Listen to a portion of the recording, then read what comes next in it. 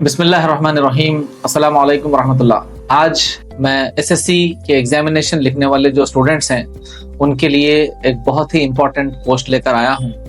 I advise the students and the parents to listen to this for just 4-5 minutes, whatever the length of the video is, because that is going to help you in scoring very good marks in examination. इस topic के ऊपर हम कुछ schools में sessions भी लिए हैं, लेकिन हो सकता है आपके स्कूल में सेशन ना हुआ हो, तो ये इन्फॉर्मेशन आपके लिए यूजफुल है।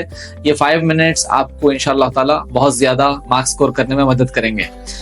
मैं अपने पोस्ट को इस छोटे से डिस्कशन को 3 हिस्सों में जो है डिवाइड कर रहा हूँ। पहला पार्ट है precautions to be taken before examination, second is precautions to be taken during examination and third is precautions to be taken during within the exam hall. तो ये 3 चीजों को अगर आप फॉलो करेंगे, मेरे इंस्ट्रक्शंस को, मेरे आइडियाज को, तो I am sure you are going to score good marks in your SSC examination.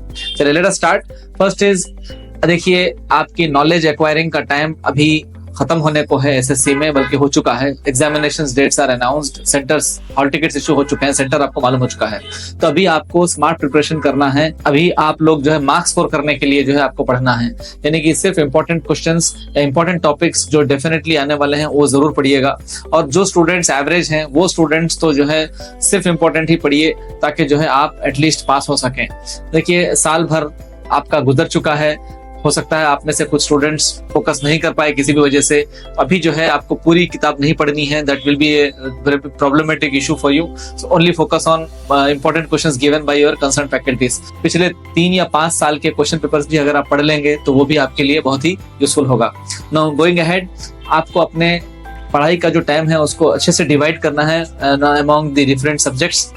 Time is very short now, hardly 1 week is left for you, so focus on the subjects which are difficult for you, so that you can focus on them and you pass at least in them, if not getting highest marks.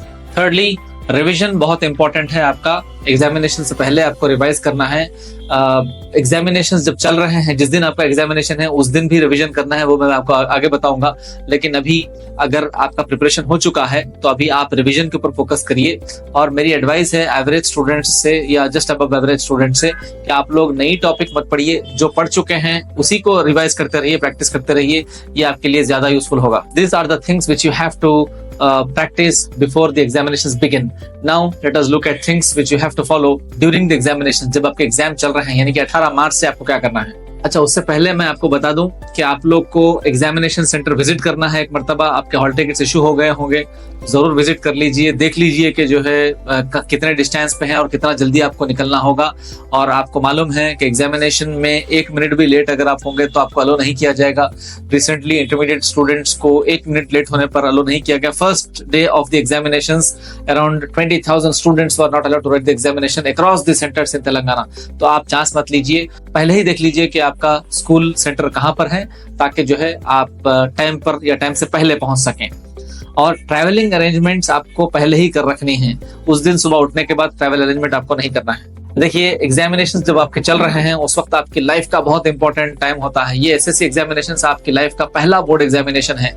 इसमें आप जो marks score करेंगे वो आपकी जिंदगी भर आपके career में आपको जो है इम्पैक्ट करेंगे, क्योंकि आजकल कंपनीज जो है सिर्फ आपका पोस्ट ग्रेजुएशन या ग्रेजुएशन के मार्क्स नहीं देख रही हैं, कंपनीज आपके एसएससी के स्कोर को भी देख रही हैं। So I wish all the best all of you, score good marks in the examination. तो एग्जाम के दौरान आपको क्या करना है? एग्जाम के दौरान आपको प्रॉपर डाइट और स्लीप पैटर्न्स फॉलो करनी है। अगर आप सही नहीं सो पाएंगे तो एग्जामिनेशन में आपको चीजें याद नहीं आएंगी, योर मेमोरी में स्ट्रगल एंड यू में हैव प्रॉब्लम। और आप खाना भी अगर सही से नहीं खाएंगे, कुछ गर्ल्स के बारे में हम जानते हैं, पेरेंट्स बताते हैं कि वो पढ़ाई में इतना ज्यादा जो है फोकस्ड होती हैं कि वो खाने के लिए टाइम नहीं निकालती। ऐसा नहीं करना चाहिए। Boys and girls both of you should have proper diet, moderate diet खाइए, ज्यादा मत खाइए क्योंकि it may lead to digestion issues.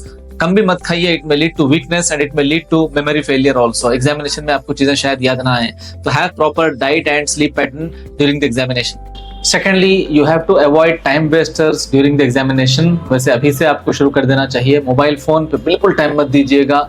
do not follow, do not even look at the notifications. Keep your mobile phone switched off and give it to some relative, या अपने school में deposit कर दीजिए अगर आपके पास ऑप्शन है तो। दूसरा, फंक्शंस वगैरह तो बिल्कुल आप छोड़ ही देंगे, फिर भी छोड़ देना है। Friends and relatives leave them aside and focus only on your examination. अब ये टाइम जो है सिर्फ बहुत इंपॉर्टेंट टाइम है आपका, अगर इसमें आप जो है थोड़ा सा भी टाइम वेस्ट करेंगे तो हो सकता है आपके टोटल मार्क्स में से 1 से 2 मार्क्स कम हो जाएं और that will impact your entire career.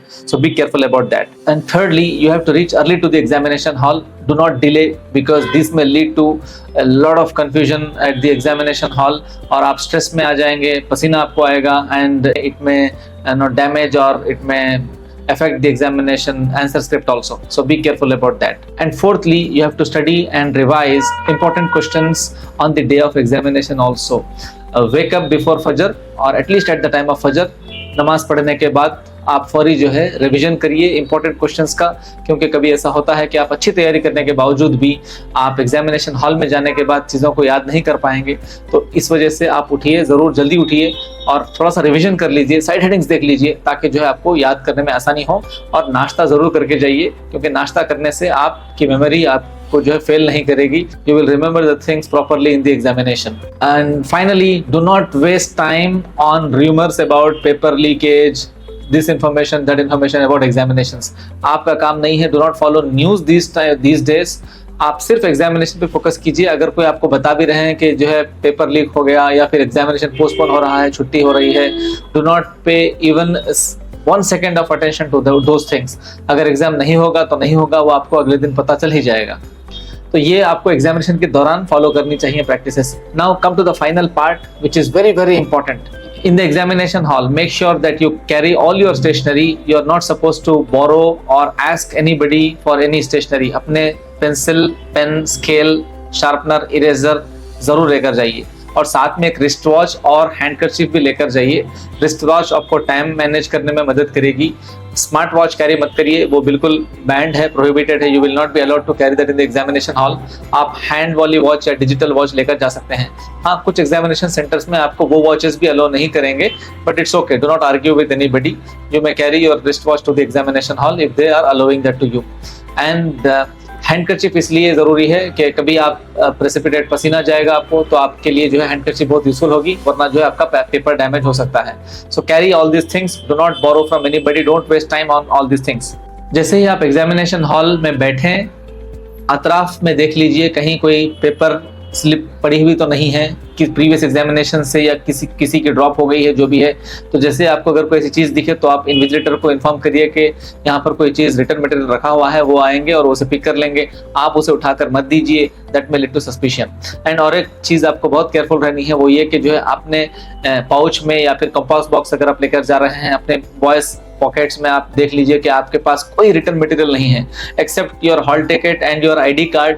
You should not carry any written material, ठीक है, क्योंकि that may lead to suspicion. Even bus ticket भी अगर है तो वो आपको बाहर फेंक कर जाना है। You should not carry that in the examination hall. And examination hall में आप जब क्वेश्चन पेपर्स पढ़ते हैं तो B very careful about that. Slowly पढ़िए, क्वेश्चंस को अच्छे से समझिए। कभी कभी ऐसे होता है कि क्वेश्चन कुछ पूछा जाता है और बच्चे आंसर कुछ और दे देते हैं। इसके बदले में आपको मार्क्स दे देंगे इवैल्यूएटर्स, लेकिन कम मार्क्स मिलेंगे आपको। तो be careful about that. Read the question thoroughly, आराम से पढ़िए, आसानी से पढ़िए और उसके बाद अच्छे से आंसर उसको दीजिए। हैंडराइटिंग आपको अच्छी मेंटेन करनी है। Write with neat handwriting. Use pencil wherever required. Red pen आप यूज नहीं कर सकते। ब्लू और ब्लैक बॉल पेन आपको जो है लेकर जाना है। इंक पेन, फाउंटेन पेन वगैरह अवॉइड करिए, क्योंकि उससे इंक स्पिल हो सकती है।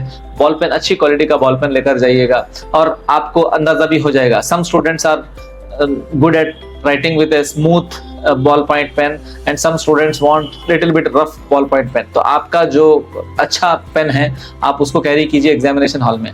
तो क्वेश्चंस पढ़ने के बाद आपको आंसर अटेम्प्ट करना है। एक बात जरूर याद रखिए कि आपको हर आंसर अटेम्प्ट करना है, यानी कि जितने भी क्वेश्चंस हैं चॉइस में जो आ रहे हैं वो छोड़ दीजिए, लेकिन कोई क्वेश्चन आपको अनआंसर्ड नहीं छोड़ना है। Make sure that you attempt all the questions from all the sections. Part A में 3 सेक्शंस हैं, उसमें जो क्वेश्चंस दिए गए हैं वो क्वेश्चंस आपको अटेम्प्ट करना है। एक भी क्वेश्चन अगर आप ब्लैंक छोड़ देंगे तो उसके मार्क्स आपको नहीं मिलेंगे। अटेम्प्ट जरूर करिएगा। Now if you do not know the answer और if you are not able to recollect the answer, उस वक्त भी एक फार्मूला है। ये फार्मूला आपको लैंग्वेज में और सोशल स्टडीज और साइंस में यूजफुल हो सकेगा, मैथमेटिक्स में शायद नहीं है। ये फार्मूला है 6W and 1H वाला फार्मूला। जब भी कोई चीज आपको याद नहीं आ रही है तो ये 6W 1H याद कर लीजिए, आपको पूरे उससे बहुत सारी कनेक्टेड पॉइंट जो याद आ जाएंगे। What are this 6W? What, where, why, when, who and which. ठीक है, मसलन फॉर एग्जांपल अगर सोशल स्टडीज का क्वेश्चन है और आपको पूछा जाए किसी भी एक जो है सॉइल के बारे में या फिर किसी सिटी या स्टेट के बारे में, there may be a question like India is a subcontinent, explain something like that. तो इसमें आपको ये 6 W's को आंसर करना है। What do you mean by that, why it is said so, where it is found and who has said that and who say that and who benefits by that. Who वाले तमाम जो questions हैं उसमें लिखना है आपको। Which part, विच से related जो भी क्वेश्चंस है उस टॉपिक के वो भी लिखिएगा। एंड व्हेन से रिलेटेड अगर कोई टॉपिक के क्वेश्चंस हैं तो पॉइंट्स हैं तो वो भी जरूर लिखिएगा। And what is the 1H, the 1H is how. तो कोई भी टॉपिक पर अगर आप ये 6 W's और 1H वाला फार्मूला फॉलो करेंगे तो आपका आंसर जो है कंप्लीट हो सकता है and you may score some good marks for that. And सबसे important, finally this is the most important thing from everything which I am telling you right now, आपको अपने आंसर्स लिखते वक्त अपना टाइम मैनेज करना बेहद जरूरी है।